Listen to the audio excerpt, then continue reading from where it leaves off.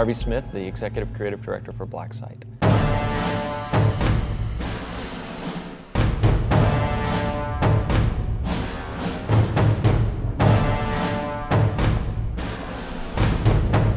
First-person shooter is, in some ways, you know, a moving camera going through the world.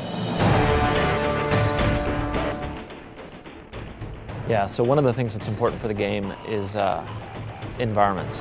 It's obviously a shooting gallery that moves. It's obviously a bunch of interesting game mechanics. How does this weapon function? How does that weapon function? What does this enemy do? How do those things interact with the environmental objects? All those things working together as a complementary system we call the gameplay ecology. On top of all that, the environments have to be beautiful. And so Pete Franco is our art director and Brian Hagen is our lead concept guy, and they're constantly working with me as the executive creative director to get right the tone, the mood, the feel of the environment, the vibe, if you will.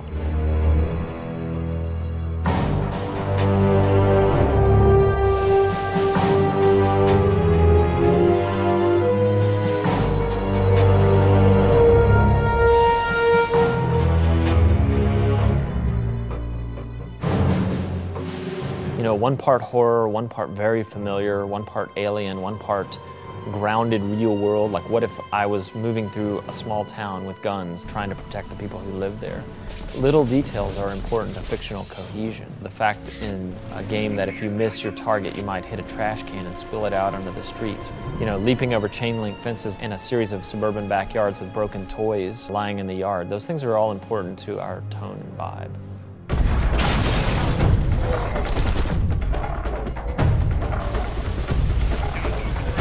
One of the things we're really trying to do is leverage the interesting work that the Stranglehold team has done with destructible environments. We are really going after the massive destructibility as a feature. We want the player to be able to shoot up the concrete and expose the rebar under it and pillars. We want the player to be able to splinter wood and do all the things in a modern shooter that feel good. That's just a way to enforce the reality that the player has influence over the environment. Players love that. You can't go wrong with letting the player destroy things. One of the things that's important to us about the environments is the time of day and the weather. Why is it raining in the desert? What's going on? You know, how is weird weather on our minds right now? Is the planet turning against us? A fear that a lot of people have. What if we're wrong? What if there really is a big crisis going on right now? On top of everything else in the environment, nailing the small town feel, we're interested in what time of the day is it, how does that influence the mood, and what's the weather like? The environments are super pivotal to creating the right mood.